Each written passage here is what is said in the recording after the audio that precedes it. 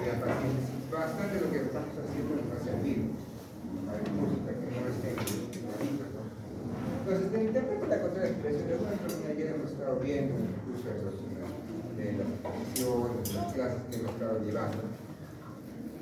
Lo principal que tenemos que ver inicialmente es cómo respiramos a presión negativa. No siempre a presión negativa. Viene presión negativa bastante guiada justamente por el diafragma. El diafragma nos va a llevar a que generemos una presión negativa y va a quedar ingresar prácticamente en la vida. ¿Dónde está el centro respiratorio? Va a estar en el trópico. Entonces, el trópico es prioritario por varias cositas, ¿no? Van a ser en varios países craneales. Y es prioritario para mantener la vida. Y en este caso, pues va a mantener la parte respiratoria, la parte que es la respiración. Entonces, vamos a tener en el examen encefálico tres grupos que nos van a regular la respiración. El primer grupo es el grupo dorsal. Si vemos acá nuestro tronco encefálico, el grupo dorsal, el grupo ventral y el centro nodal. Este tallo encefálico, este tronco encefálico, se va a dañar principalmente con lesiones neurológicas. Lesiones neurológicas que son severas. Por ejemplo, un ácido hemorrágico, un ácido isquémico extenso, maligno, van a aumentar la presión intracraneal. Si nosotros nos vamos a la parte de la tomografía abdominal, por ejemplo, miren que cada tomografía cerebral. ¿Dónde está nuestro tronco encefálico? Prácticamente va a estar en esta parte de acá, toda esta parte de acá. Justamente ¿dónde va a estar? En la salida, en la parte occipital. ¿Para qué? Porque esto aumentaría la presión intracraneal. El único sitio de escapatoria, ¿por dónde va a ser? Entonces, si acá aumentamos la presión intracraneal, por cualquier motivo, porque se analizó, porque se está muriendo, porque se impactó, o porque ha salido sangre, ¿dónde va a ser el único escapatoria? Acá. ¿Y a quién van a presionar? Justamente a los. Si presionamos al tronco encefálico, vamos a presionar la respiración. Y es por eso que cuando nosotros hemos visto en práctica tenemos la respiración de Chextron, de una respiración de Dior, por ejemplo, cuando hay lesiones neurológicas. ¿Por qué? Porque hemos dañado al tronco encefálico, ya sea por una presión o ya sea por sistemizado. A veces hay ácido isquémico, viene y ya que se pone un colorcito especial, un gris especial. Cuando se empieza a necrosar, cuando se necrosa, cuando se comienza a abrir un tejido, ¿de qué color se va a volver? Se va a llenar de aire, de agua, se va a hinchar. Y se hincha, ¿de qué color es la boca? De color negrito. Si es negrito, se va a volver acá. Yo más que un isquémico, debe haber una fotografía. Se me ha borrado, no sé qué ha pasado. Es que recibí una carpeta a mi presión intracraneal. Se nota clarito que está presionando toda esta parte hacia acá. ¿Y quién va a sufrir? La parte de su encefálico. Otra imagen interesante. Por ejemplo, acá. ¿Dónde está el tronco encefálico? Acá, ¿sí? ¿De qué color está?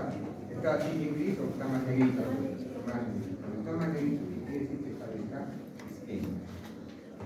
Si está isquemizando, o se ha muerto, prácticamente lesionó todo el encefálico. Si lesionamos el encefálico, hablamos inclusive probablemente un paciente de muerte encefálica.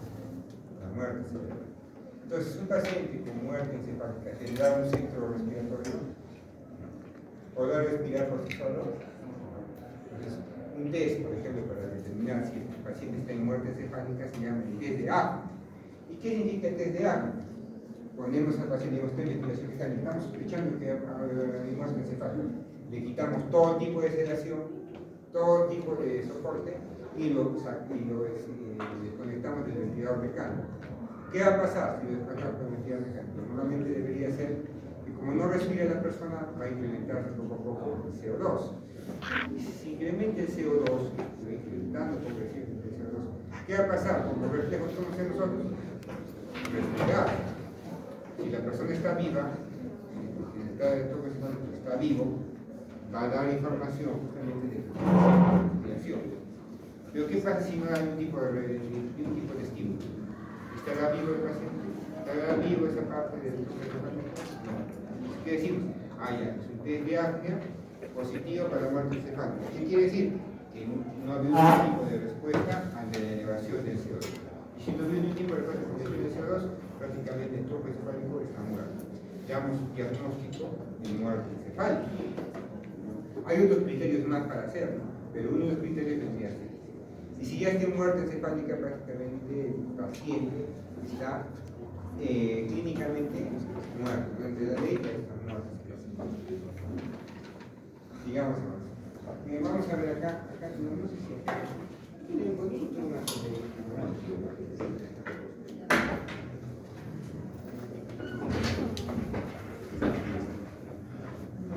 le voy a proponer para profundizar desde la enseñanza de ¿qué ha pasado acá en fotografía? ¿Cuál es lo que está muriendo? Está muriéndose toda esta parte de acá. Está generando presión. Estas cositas, los ventrículos están prácticamente colapsando. ¿Por qué? Porque estamos viendo que está presionando. Esta de acá está aumentando el volumen. ¿Por qué? Porque está muerto, está muriendo. Entonces, ¿qué hay que hacer? Para que todo esto salga y liberamos presión. Si no hacemos eso, ¿qué va a pasar? Va a buscar un sitio donde salir. Y el único sitio donde salir grande, ¿dónde es? Hacia abajo. ¿Quién va a presionar? Al tronco. Y lesionamos. ¿Está clara esa parte? Sigamos. Entonces, si vamos viendo los grupos, vamos a ver que el grupo dorsal, que se encuentra en el medio del cuerpo solitario, va a recibir información de quién, justamente del vago y el glosofaringeo, justamente información de quién, los vagoreceptores y quimioreceptores. Vagoreceptores y quimioreceptores. Con esa información, en la parte del grupo dorsal va a estar encargado de qué, específicamente de la inspiración. ¿Y cómo va a ser la inspiración? ¿Va a ser rápida o va a ser progresiva la inspiración? ¿Cómo respira? Progresivamente. No es así lo respiramos. Entonces, eso que es progresivamente está generando esto se llama señal de ramo. ¿Qué quiere decir? Que progresivamente hacemos la contracción del diafragma, progresivamente vaya aumentando la presión negativa y también ingrese lentamente lo que es el aire en los pulmones. Una señal de ramo. ¿Para qué? Para que la respiración sea en una rama. Estamos claros hasta acá, ¿no? Digamos.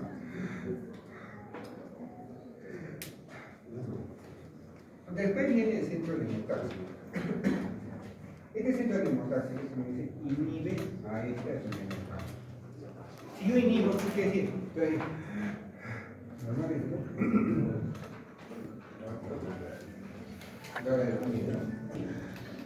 si yo inhibo,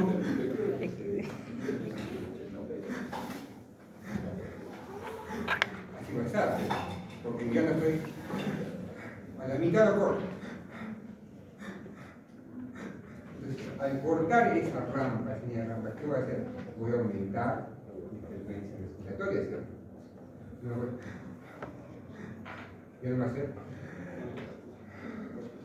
Entonces, justamente este centro de hemotaxia, ¿qué va a hacer? Inhibir la señal de rampa. Y si yo inhibo la señal de rampa, ¿qué vamos a hacer? Aumentar o disminuir la frecuencia. Entonces, esta frecuencia respiratoria, este centro de hemotaxia, ¿de qué se encarga? De la frecuencia respiratoria de la profundidad. Yo tengo necesidad de tener una elevada frecuencia respiratoria, voy a inhibir rápidamente la señal de rampa. ¿Qué quiere decir? Y también valoro lo que es la profundidad. No es lo mismo hacer eso la farmacia. ¿Qué hacer? Si hago así, ¿qué estoy haciendo? Más profundo. Sin querer queriendo, ¿a qué respiración me estoy llevando? Una respiración de ¿quién va a ser encargado de toda esa parte entonces? ¿Junto con quién? Con el grupo 2. ¿Quién va a regular entonces lo que es la frecuencia de profundidad? ¿Quién está encargado de la inspiración y la señal de rampa? El grupo 2. Entonces, de acá viene la pregunta de este examen, en estas diapositivas, de estas 3, 4 que estamos viendo aquí, bastantes preguntas. Pues ya tenemos los dos grupos, y el tercer grupo, ¿cuál vendría a ser? El grupo ventral. Y este grupo ventral va a tener tanto de la inspiración y la expiración, las dos cosas. Pero hay algo interesante acá, cuando tenemos una inspiración y una expiración capaz forzada. ¿Cuándo va a ser una inspiración y expiración forzada? Por ejemplo, cuando estemos en ejercicio. Ustedes han corrido en la natación, han corrido en la caminadora. ¿Qué pasa? Terminaban y acaban. Han estado haciendo. Entonces, para hacer ese tipo de respiración, cuando han corrido, solamente necesitarían el diafragma o necesitan otros músculos más. Necesitan otros. ¿Quién se encarga de activar otros músculos más? Justamente el grupo de ¿Y qué va a regular? Tanto va a favorecer tanto la inspiración como la expiración. Por ejemplo, ahí. Entonces, tener una respiración tranquila y reposo para sacar este grupo, no. Solamente cuando va a participar, necesitemos mayor esfuerzo respiratorio. Por ejemplo, en el ejercicio. ¿Está clara esta parte? Otra parte importante que nos dice también nuestro libro, y es la parte del reflejo de disociación de carga. ¿Qué quiere decir este reflejo? Que justamente los robots, a nivel de todas las vías aéreas, van a tener un sensor de que no se, que al aumentar la distensión de estas fibras musculares, va a decir, ya no es más, como que ustedes están inflando, están en el momento, es como que alguien diría, ya no infles más, te va a reventar. ¿Quién va a hacer eso? Justamente este reflejo de disociación. Si nosotros seguimos insuflando, ¿qué vamos a generar? Vamos a generar un voluntad. Y si seguimos insuflando, si nosotros tenemos por ahí alguna lesión, alguna bula, alguna falla en el parénquima pulmonar, que el nacimiento a veces la tenemos, por ejemplo, nosotros tenemos lunares, ¿no? Una serie de características personales, unas manchitas por acá. Entonces, cada uno nace con una marca de nacimiento. ¿Sí? Igualito, en el pulmón también puede haber algún tipo de lesión, así como hay un lunar, puede haber también una lesión en el pulmón. Y esas lesiones en el pulmón, por ejemplo, son una bula. ¿Qué pasa si yo comienzo a tener mayor insuflación? Comienzo a insuflar, no 500, 1 litro. ¿Qué va a pasar esa bula que tenemos ahí? ¿Qué es una bula? Es como una distensión, mejor lo vamos a mirar acá, una pequeña evaginación de los alveolos y va a generar como un quiste aéreo. Bula subpleural. Miren esa parte de acá. Acá son unos parénquimas. ¿Qué ventana sería esta? Ventana mediastínica, ventana pulmonar. Pulmonar, lo que vemos pulmonar. Pero acá, ¿qué vemos? Acá vemos aire, solamente aire, pero veo parénquima pulmonar, no veo nada. Acá, miren, idéntico. Acá hay parénquimas, acá hay otro parénquima. Pero hay algunas alteraciones en el parénquima. ¿Se han dado cuenta? Miren esta parte está acá. Negrito acá. Negrito acá, negrito acá, negrito acá. ¿Qué quiere decir? Acá no hay parénquima, sino acá está lleno de aire. Lleno de aire. ¿Qué pasa si yo comienzo a insuflar todo este pulmón? Esto está débil. Si yo insuflo mucho, ¿qué pasa? Se puede romper. Si se rompe, ¿qué va a generar? Un neumotórax. Terrible. Tenemos acá un neumotórax, o negro acá. El aire ya no está en el pulmón, sino donde se aire, por fuera del pulmón, en la caja torácica. Entonces, ¿quién va a tener ese reflejo? Si no es mucho, pues el reflejo real. Digamos entonces, acá viene algo interesante y algo bonito. Entonces, para el control químico de lo que es la respiración, vamos a tener dos puntos importantes. Unos quimioreceptores centrales y unos quimioreceptores periféricos. Los centrales, ¿qué quiere decir? Están justamente al lado de nuestro centro respiratorio. Y en este, como está al lado del centro respiratorio, van a ser sensibles ¿a qué? A lo que es el CO2 y a lo que son los hidrogeniones. Hidrogeniones, en otra forma de decir, ¿qué vendría a ser? A la acidosis. Si aumento los hidrogeniones, ¿qué tenemos? Acidosis tanto sea respiratoria, puede ser metabólica. En ambos, ¿qué va a tener elevado? Los hidrogeniones. Y si hablamos que se llama elevación de CO2, ¿qué tendríamos? Una acidosis respiratoria. ¿Estamos de acuerdo? Entonces, este quimioreceptores centrales, ¿a qué van a responder? A lo que es el CO2. ¿Qué quiere decir? comenzamos a elevar el nivel de CO2 en la sangre, ¿qué va a pasar acá? Van a cesar esa elevación de CO2. ¿Qué van a decir? Que respire, que no respire. Pues si comienza a elevarse el CO2 en la sangre, que respire. Entonces, por eso dice, son inspiratorias. ¿Sabes qué? Actívate, ¿sabes qué? Comienza a respirar, comienza a barrer bien el CO2 que está. Entonces ya se dan cuenta entonces ahora, si es que estos se han muerto, porque hay una serie isquémica acá, un traumatismo, algo se han muerto, pero esta cápsula no existe. Si el paciente desconectamos del ventilador, comienza a elevarse el CO2, ¿alguien va a responder? Nadie va a responder. O sea, no puede. Por eso está. Entonces, los quimioreceptores centrales, ¿a qué va a ser sensible? Al CO2, CO2, hidrogenio. Específicamente a la acidosis. Entonces, si hay una acidosis metabólica, tenemos un bicarbonato en 5, ¿qué les parece? 5 bicarbonato. ¿Qué tenemos que hacer con el paciente? ¿Qué una acidosis metabólica con qué se compensa? Con una alcalosis respiratoria. ¿Y cómo generamos una alcalosis respiratoria? Una respiración. No, entonces estimulamos la inspiración, la frecuencia respiratoria. ¿Ves aquí? Hay que ser asesor de control clínico de estos quimioreceptores centrales. Pero una acidosis metabólica, una acidosis respiratoria, es un evento agudo, ¿sí o no? Digamos, el paciente tiene una falla renal que agudamente ha hecho una elevación, una disminución de bicarbonato y ha caído el pH, y está en acidosis, agudamente. Si es agudamente, vamos rápidamente a esos cambios. Si es que es una insuficiencia respiratoria, digamos, el paciente se ha tequeado, o le ha puesto capaz ha tomado mucho, clonazepam, mucho, digamos, una benzodiazepina, ¿qué va a pasar? El paciente no va a respirar, a las justas, ¿sí? Y si estoy a las justas y no estoy respirando, no tengo un buen volumen minuto, ¿cómo va a estar mi CO2? Elevado. Y si estoy elevado la cantidad de CO2, va a tener una acidosis respiratoria. Es algo agudo, ¿sí? Entonces, agudamente este proceso respiratorio va a responder. Para la fase aguda, siempre este centro. ¿Por qué? Porque el CO2 me resulta como. Pero poco a poco, por la aclimatación que hemos dicho siempre, la parte fisiológica, se va aclimatando y a medida que va elevándose el CO2 por más tiempo, digamos un paciente con un EPOC crónico, ¿ya? Una señora que ha cocinado con leña toda su vida y ya tiene un EPOC, porque acuérdense que fumar contra que fumar es igual a cocinar con leña. Los viejitos tienen bastante EPOC, fibrosis pulmonar, porque han cocinado con leña toda su vida. Entonces, 15 años hasta los 50 años han cocinado con leña. Imagínense por fumar todo ese tiempo, no solamente por fumar. Entonces, imagínense esta persona. ¿Cómo van sus pulmones? Alterados, no está capaz con un EPOC. ¿Va a haber un buen intercambio gaseoso? No. ¿Van a poder ver una buena eliminación de CO2? No. Entonces ellos viven crónicamente con cuántos? Con CO2 de 50, de 60 de CO2. Entonces, si yo tengo crónicamente elevado la cantidad de CO2 en la sangre, crónicamente elevado, ¿ya? Entonces 50, 60, 50, 60, 50, 60, meses estoy con 50, 60 de CO2.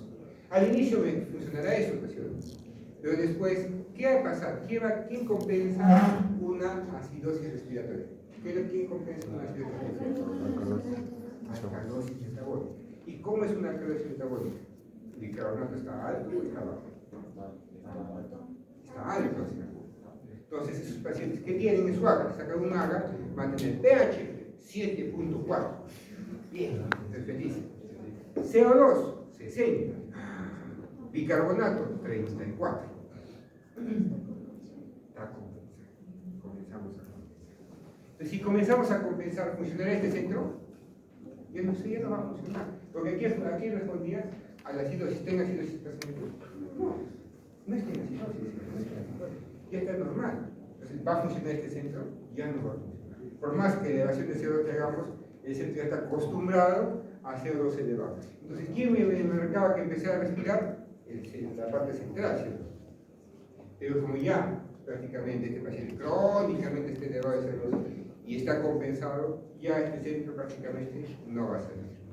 Entonces, ¿cuál va a servir? El periférico. Entonces, los centros periféricos, ¿a qué van a ser sensibles? Es decir, los receptores periféricos sensibles a la presión de oxígeno. Entonces, ahora nuevamente recalquemos. ¿Cuánto es la presión parcial de oxígeno mínima para decir que es insuficiencia o no es insuficiencia? 60. igualitos son índices 60. ¿Cuándo se comienzan a asignar bien estos primeros sectores? A partir de 60. Comienza a bajar de 60 y dice, tenemos que comenzar a respirar, tenemos que tener mayor presión de oxígeno, comenzamos a respirar. ¿Estamos de acuerdo? Entonces estos primeros sectores periféricos ahí van a tomar importancia. ¿En un paciente crónico funcionará por esto? No. ¿Cuál es la única forma de estímulo? Esta parte de acá. ¿Por qué? Porque va a ser sensible a la cantidad de oxígeno que también está. Entonces, imagínense lo que va a pasar con una persona crónica, digamos mi abuelita que tiene 80 años, está haciendo toda la vida con leña y ya tiene un EPOC severo y al final terminó como oxígeno domiciliario. Así terminan varias personas, ¿no? Con oxígeno en la casita. En las mismas películas han visto que terminan con oxígeno en la casa, ¿no? Entonces, yo voy a mi casa porque yo soy feliz, yo quiero ver la vida de mi abuelita y le pongo yo oxígeno, bueno, oxígeno, le pongo, ahorita yo quiero que sature lo máximo posible, le hago harta cantidad de oxígeno, saturación de oxígeno, 100%. ¿Estoy bien, sí o no? 100% de oxígeno, y ahorita va a vivir más tiempo, ¿sí? ¿Qué va a pasar si le pongo alta cantidad de oxígeno en el cuerpo?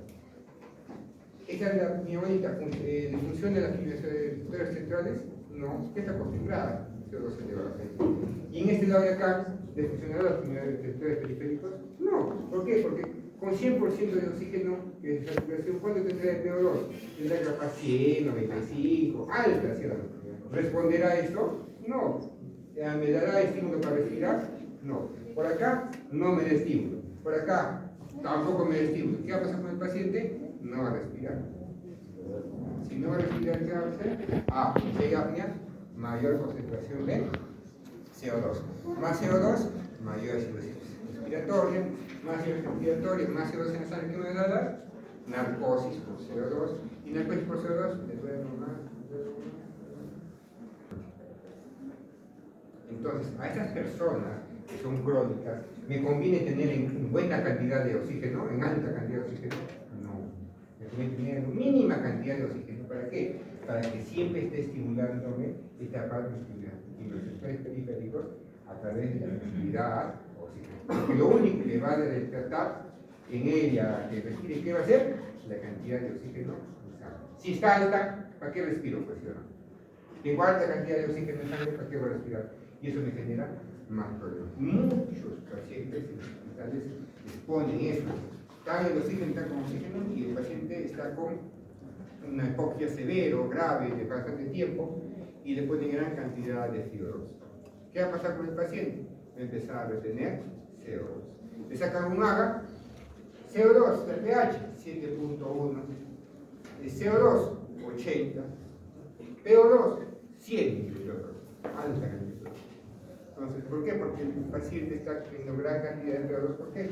Porque acá estaba de alguna otra manera, estaba respirando un poquito, porque tiene alta cantidad de oxígeno, pero me va a responder ante esta cantidad de CO2, no me va a responder. Entonces, como no me responde, no va a tener una buena ventilación y comienza a responder progresivamente. Tendríamos que bajar la cantidad de oxígeno. ¿Para qué? Para que el paciente nuevamente vuelva a tener oxígeno. Si es muy severa, y es muy severo está que es acá, completamente con bastantes narcosis por CO2, ¿qué hay que hacer? Probablemente hay que darle una ventilación no invasiva. ¿Qué quiere decir? Pues una BNI, una máscara como hemos usado de la Alesia.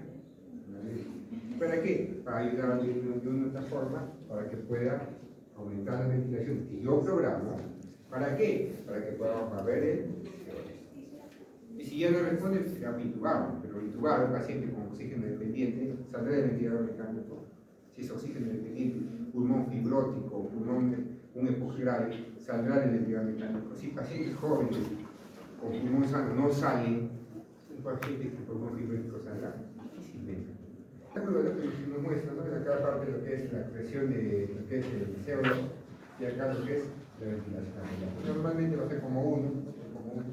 Y a medida que aumenta lo que es el CO2, ¿qué vamos a tener que normalmente hacer? Aumentar la cantidad de ventilación. Si no aumentamos, ¿qué va a pasar? A medida que aumentamos la presión de CO2, ¿qué va a pasar por el pH? Va a ir bajando.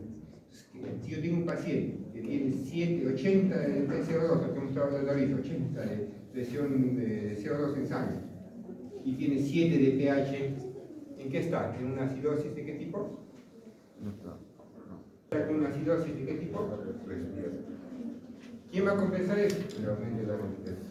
Si no aumentan las ventilaciones, no va a haber el compensar. Y este primer punto, ¿quién va a responder? De nuevo, el químico receptor. Pero si es algo agudo, si no es agudo, tenemos que responder mediante los receptores. El químico receptor central aquí es decir, el carbón, el hidrogenón. Y lo que es el periférico H, a lo que es al óxido. ¿Dónde están estos receptores periféricos? Los músculos pies, y también lo que es como que yo donde está sucediendo la sangre con el oxígeno, la parte arterial. ¿Está comprendido? Entonces, para una prueba A, entrar en esta parte de acá, y después la prueba B, en esta parte de acá.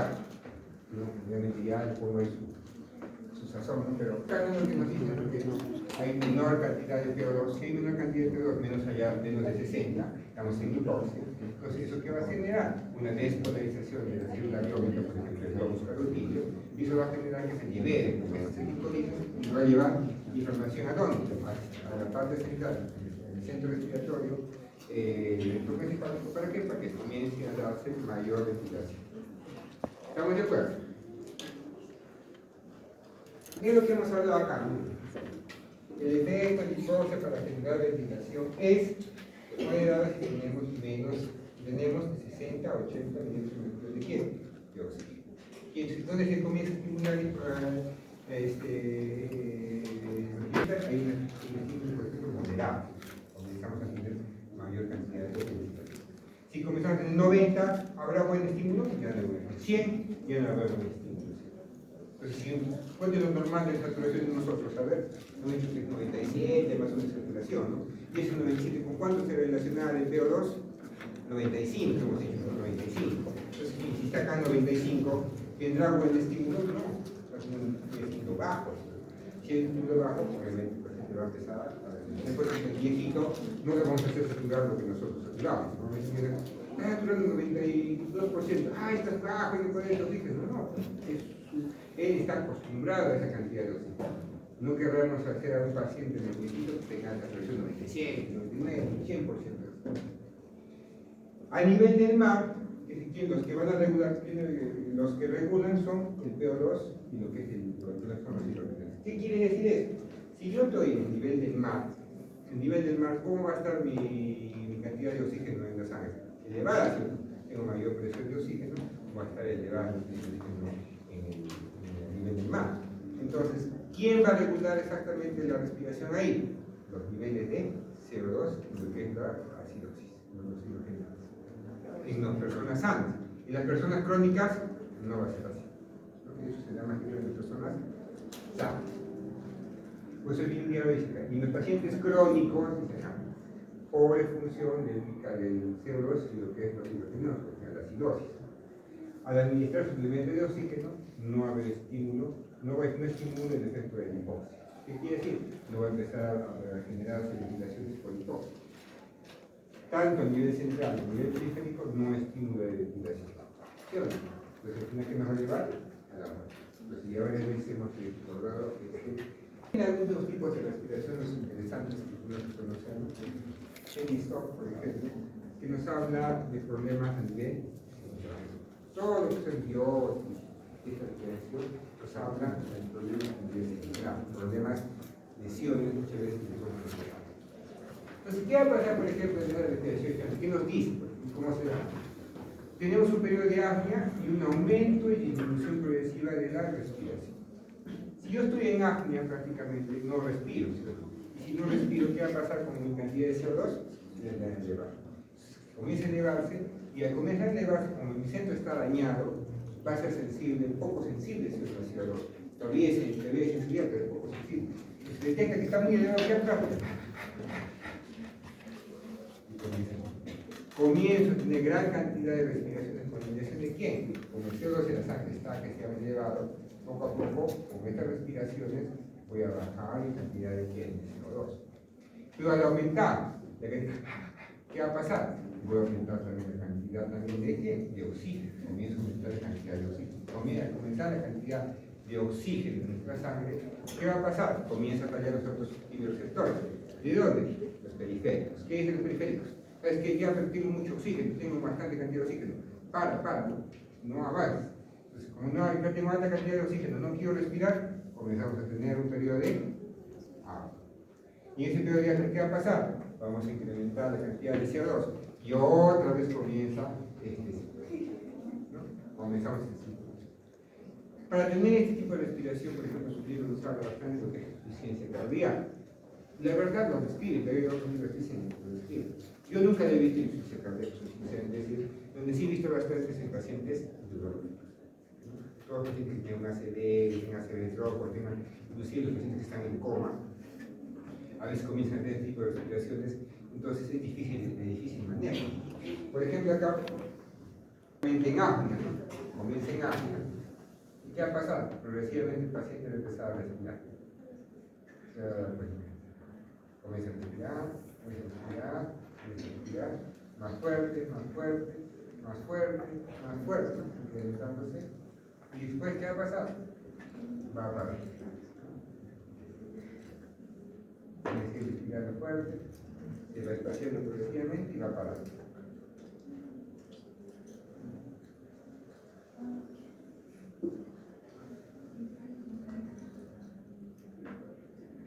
Y paró, ¿no? Y otra vez nuevamente aumentó. Su tiempo de aumenta y el resto. ¿Estamos de acuerdo? Después está abierto la boca, no responde, nada. Es muy interesante andar acá para que veamos los videos.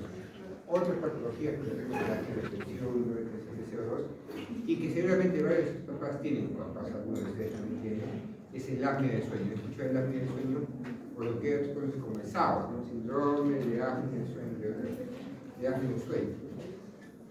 ¿Qué va a pasar con este síndrome, con esta apnea del sueño? A veces porque por constitución, ¿no? A veces son muy gorditos, o a veces también tenemos una alteración en la parte de las vías aéreas, y cuando nos acostamos, recostamos, la lengua cae hacia atrás y va a haber un colapso prácticamente de las vías respiratorias altas. Y si hay un colapso de las vías respiratorias altas, el paciente no va a poder respirar adecuadamente, solo va a generarse como un obstrucción. Lo clásicamente que escuchan los papás, ¿no?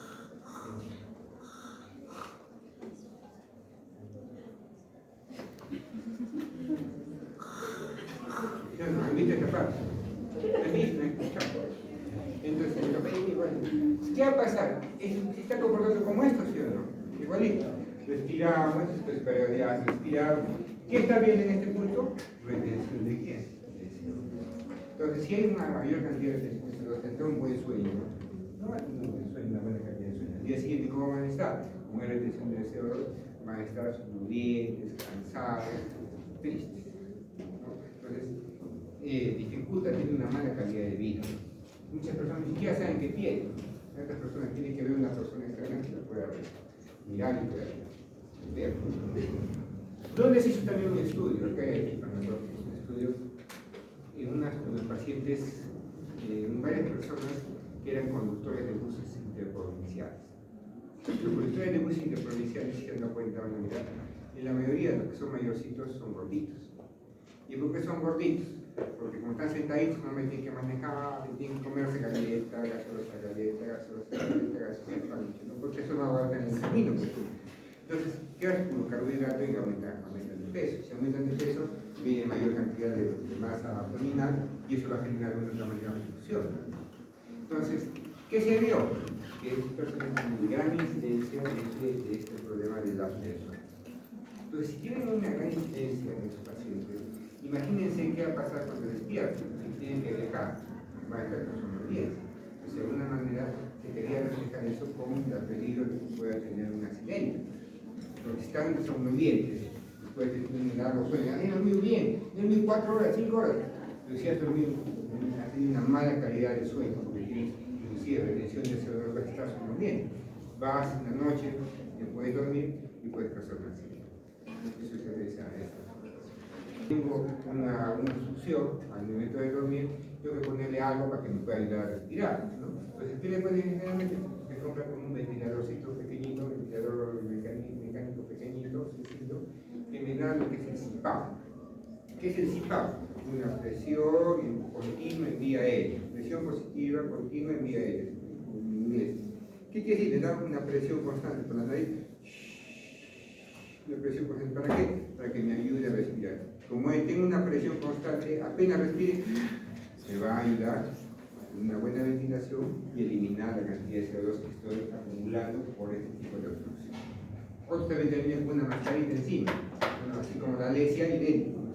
Se van y se vuelven con su mascarita encima. ¿Por qué? Porque tienen que tener también una fuerza externa para que les ayude a ventilar y poder eliminar el CO2. ¿Está clara esta parte de acá? Ahora que los sectores están alterados, ya no están funcionando adecuadamente. Es como cuando ustedes están,